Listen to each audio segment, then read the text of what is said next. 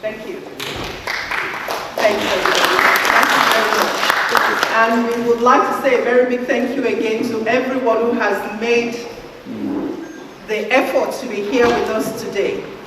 And as Dozie explained when we started, it's actually a time to reminisce. We know that things are not what they should be in Nigeria, but we know that we had a good time.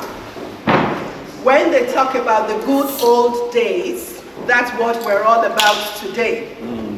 And it's just so good because even though things are not what they should be, our life should not stop, and our life will not stop. Even for those back home, their life goes on. It's hard, it's difficult, but life must go on. Now, I have been asked to talk about, to reminisce about growing up in Nigeria and where we are today. And I would say that indeed we are a blessed country. Because there are so many Nigerians that are now in diaspora, professionals, heads in their own fields. And somebody said there was a joke about something, that if you went to a place and there was no Nigerian there, living there, just run, because it means that that place is not a good place to stay. So that is something that we can be proud of. Nigerians are everywhere. And wherever we are, wherever we have been, we excel and we keep on excelling. Now, I was actually born, bred and buttered, like we would say, in Ibadan. Ibadan is the capital of Oyo State.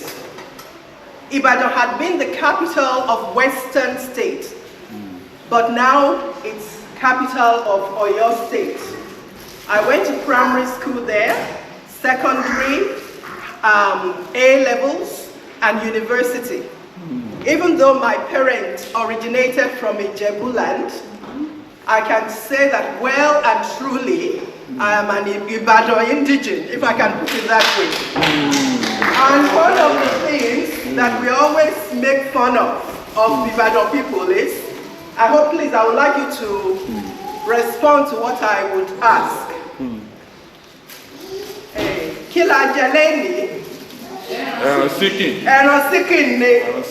Kila Fijoko. It's just a way, because of the dialect of the Ibadan people, we just tend to make a joke out of that. Because the way they say their word is different, and you know, in different parts of the country, there are different languages, and even with the languages, there are different dialects. So that is how Ibadan people excel, and that's how they show who they are. However, when I finished, like Dr. Omifolaji said, I served in Anambra State. And that was in 1979, like with Dozie. At that time, Jim Nwobodo was the governor. And when we gathered for the youth corps, we had a camp to start with. We were in a camp, because it's called the National Youth Service Corps. So everywhere you went, you were posted to, actually, like those who were posted to the north, to the east, to the west, wherever. We started that by actually being in a camp together, all of us together. And one thing I remembered about that was, this was in Anambra State. Anambra State is one of the eastern states. I come from the west. So like Dozie explained, we actually had that opportunity to integrate with everyone around us. And I remember that in the camp, we actually had to do the cooking. Yes. We had cooks there who supervised, but the youth corpers were actually the ones in the kitchen cooking for everyone. And also on top of that, those of them who were doctors were actually consulting, because the medical clinic on the grounds, in the camp, was run by medical students who are now doctors. So that way we actually got to know each other, and you know, like Dozie said, we got to practice what we had studied at the universities. And I was posted to a small town or village, if I can call it, Nteje. You know Nteje? Nteje is actually very close to Otuocha Aguleri. It's on the same line. And at the very end of the road, before you turn in, that's Abagana. So all of these, and Otuocha was actually a fishing village at the very end of fishing town, was famous for fish. Everyone came from all over Anambra State to buy fish at Otuocha. So if you wanted the best of the freshest, you would go to Otuocha to get it. And I stayed on the grounds of the school, and it was a good experience for all of us. For me, you know, it's like you went. You didn't know anyone. So but you just had to go and do the work.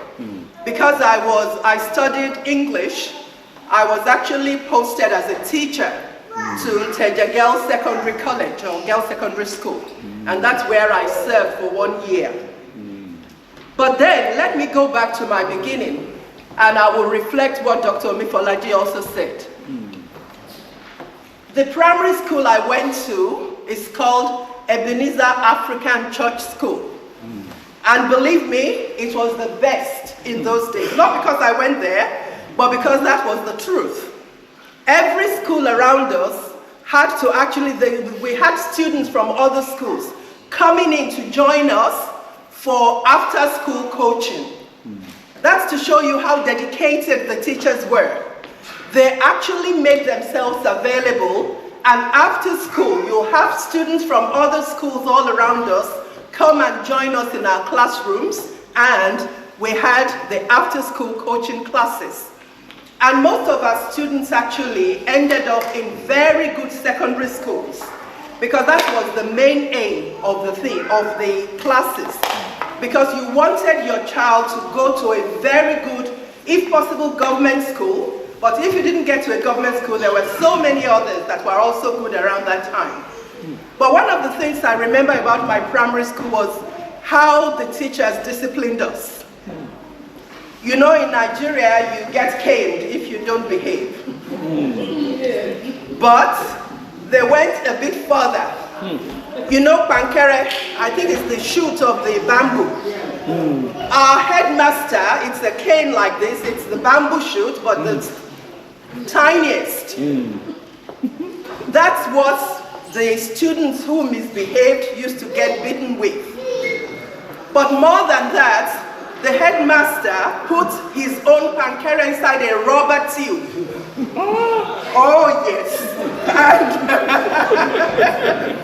And that was enough to make everybody behave. But if you were one of those who really misbehaved, you will know that if they ask you, go to the headmaster's office, you know what you are going to get. But you know, that was part of life. We didn't think that it was anything strange. We studied, we focused on our studies, and we did well. And I actually remember when I was in primary 5, which is grade 5, we were told, the school told us, the headmaster and the teachers, they said they had noticed that we were no longer respecting the teachers the way we should, and that some of the students were very rude to the teachers. And you know what they asked us to do? Every single student, we had to go to and read 1 Corinthians 13, believe it or not. 1 Corinthians 13 from the Bible. If I speak in the tongues of men and of angels, and I have not love, I'm a noisy gong or a clowning cymbal. It's the love chapter of the Bible. So they wanted us to inculcate love into our lives. I think they gave us about 3 or 4 weeks. And every day we thought, oh, maybe they had forgotten. But on one fateful Monday, after we finished assembly, everybody went back to their classes. And you know what they did? they asked us to recite that chapter, not one verse, the whole chapter. Not only that, you will tell them which version of the Bible you had learned it from. So if it is King James, or if it is standard version, the teacher would open it and you would recite it. If you were not able to recite it, you get the cane. You get the cane. But up until today, I still say thank you to my brother. Because on the Sunday before the Monday, normally at home, we had a draft board. I don't know if you know about draft. Yeah. It's a board game. And we would normally play it after church, myself, my brothers, my cousins, every one of us living at home. But that Sunday, our eldest brother said, no, you are not going to do it. He took the seed. And then we said, oh, you've taken the seed. We went and cut paper. And we said we will use paper. He said, oh. So he seized the board also from us. Yes. And my cousin and I looked at each other and said, what are we going to do? Let's learn this 1 Corinthians 13. And that was what saved us. Because we learned it on the Sunday, and it was the Monday that we were asked to recite it. So those are some of the things that we actually learned as kids while growing up. And one of the other things which we always look forward to, there is a particular student in our class. You know, when you have your birthday, you bring sweets, which you call lollies here, and biscuits. But this particular girl, if you are in her class, because our school was so large, every grade had 5 arms. In other words, we had 1A, 1B, 1C, 1D, 1E. And that's throughout from primary 1 to 6. But I remember this particular girl, I think I was in her class in primary 4. When she had her birthday, she actually came with rice. She brought rice and stew and meat, and it's like, wow, this is something. So we always look forward to that. And as I said, even, believe it or not, my set in the school, because I started primary school in 1964, and we finished in 1969. And we actually have a WhatsApp forum for primary school kids. That's to show you how we have all gone, and you know, it's so, when we discovered that we could do this, I know for most of us you have WhatsApp group for your secondary school, but this is for primary school. 60 years. Yes, and we have over 48 of us in that group. And every month, when it's your birthday, they shout you a birthday cake. So that's just to show you how we all work together, how we love each other without any reservation. And yes, I think that's something about my primary school. Now, my secondary school, I was in secondary school 1970 to 1974. And it was one of the top government schools. It was called Queen's School Ibadan.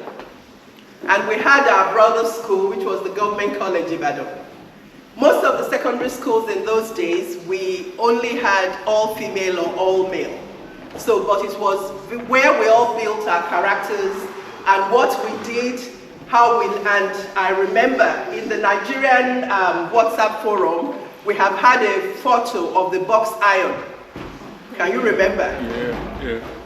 Box iron. It's a metal iron, and how we used to use it was to put charcoal in it.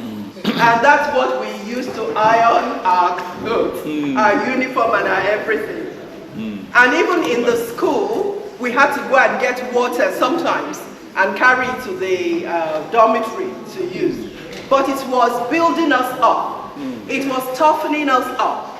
And that's why most of us that have left the country, you know, we are able to actually survive and thrive wherever you are. Because it's just so easy. When there is something to do, you jump in and you do it. And another thing which I want to give kudos to, just like Dr. Omifolaji said, because primary school was free in the western part of the country, and maybe the east too, like you said, but I know because I lived in the west. It was so easy for kids to go to school. And when I was in primary school, I think in our first few years, I don't know if it happened in your school, we were given milk powder. Yes. Yes. You know, it's like, oh, they were given milk powder, just, you know, it's distributed so that you can lick it and, you know, you feel fine about it yourself. And one of the other things also was that we had people who were really dedicated. And like people, they talked about UPN or OGA, I can't remember, but Chief Awolowo. And he was actually the one who started the free primary education in the West. And that's why a lot of us actually benefited from that. And then we had another person in Ibadan. Ibadan Boys High School was actually founded by one man called Chief Oyeshino. He single-handedly started that school. And believe it or not, the current governor of Oyo State actually went to Ibadan Boys High School because he was taught by my sister, so that's how I got to know. And also, like in Ijebu, we had Chief Adeola Odutola. He also founded a secondary school called Adeola Odutola College. And we've had so many people graduate out of that school. And he was an educationist and an entrepreneurship person. I don't know if any of you knew that we actually had a tire factory named after this man. Yes. Odutola Tire. Odutola Tire. Yes, I actually lived around there. My family home was near there. And their manager was actually a student at Adeola Odutola College. When Chief Odutola realized that this man was actually quite brilliant, he sent him abroad to learn rubber engineering. And he came back and he looked after that factory in that place. So, you know, we had people who had good intention and who did well. Now, coming back to the university, Wemi and I were in UI at the same time. And like she mentioned, when we were in first year, we were charged 20, was it how much? 25 for food. 20 kobo, yes. For food. For our first year, we were charged, we had to pay 20 kobo to eat a whole meal. Breakfast, lunch, or dinner. Yeah. And on top of that, on Sunday, it was a special day. Jollof rice and a quarter chicken. Yes. For 25 kobo. Yes, special. Honestly, everybody rushed there to eat. It was unbelievable. So when they decided to raise it to 50 kobo, the people demonstrated. But before I go there, one other thing. A friend of mine, she was a prelim student at University of Ibadan, Jos campus. But when it was time, the government wanted them to become University of Jos so that they can start that university going instead of it being University of Ibadan, Jos campus. And you know what the students did? They demonstrated. They chartered coaches from Jos, the student union from Jos and University of Ibadan. They got together and they brought students.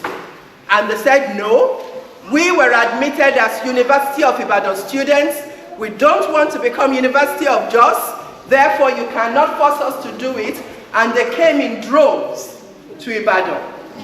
And of course, they won. The council, University of Ibadan Council, allowed them. And they said, okay, you are right. We admitted you as University of Ibadan students, even though you were off campus in Jos. Jos is in the north of the country, and Ibadan is in the west.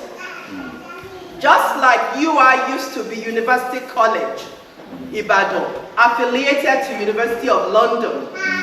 So even though those students who went to UI at that time, they had University of London certificate. And that's the thing that these people said, no, we are University of Ibadan students, we will graduate as University of Ibadan students. And they came in droves, chanting, demonstrating, and the University Council had to capitulate. And they ended up staying without, they moved down to Ibadan and continued as those students. So those are things that actually got us going in those days. And the last thing I would like to say, I would want Wemi to actually conclude this. It's about the 50 kobo. When it was decided that you would be paying 50 kobo for your meal, and the students demonstrated, Ali must go, Ali must go. My dear friend here did something, which was really, I'll let her to come and tell us. Okay. So there are 20 kobo to 50 kobo. Yes, 20 kobo to 50 kobo, and we were demonstrating. Apparently for our first year, breakfast was 20 cents, lunch and dinner was 25 cents. Our second year, they brought it lower. 10 cents for breakfast, 20, not cents, you said kobo. We know what you mean. 10 kobo for breakfast and 20 for lunch and dinner. When they moved it to 50 kobo per meal, well, we were not going to agree. And I should even let you know that for most of us from Kwara State, this is a publication of 1976, we all got a scholarship. So besides the fact that there was no fees, we also got scholarship from our state to cover our feeding. So when they made the meals 50 kobo, I told my roommate and I said, look, we are going to buy a hot plate and cook, because this 50 cents is rather too much. So there was this day, I had bought yam and I was cooking the yam. I put it on the hot plate and I felt, look, I have enough time to quickly go into the bathroom. By the time I come out, the yam would hopefully be ready. But unfortunately, you know, when you cook yam, it would... It doesn't, it absorbs water. It the froths. water will come and the froth got on the hot plate and there was smoke. So when I was in the bathroom, normally we have a staff who is like in charge of that, of the hall. And someone rushed there to call and said, somebody's about to burn down the hall. So by the time I came out, she was in front of my door and said, you know the penalty? You will be sent out of the hostel. You will not be allowed to stay in the hall. So I had to plead and plead and plead. So it just gives you an idea of the fact that there was no fees. We were given scholarship and we still felt, no, 50 cents is not fair. Not because I couldn't afford it. Luckily, I was a privileged, my dad was a high court judge. But you consider the others who you know you want to fight for. So in our own generation, it's not only about you. It's about what can I do to help the next person, because you think it's your responsibility. So I was able to plead and stay in the Hall of Residence.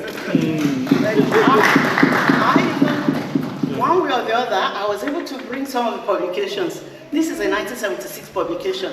And those in Kwara State who got admission abroad for postgraduate studies, they were given scholarship.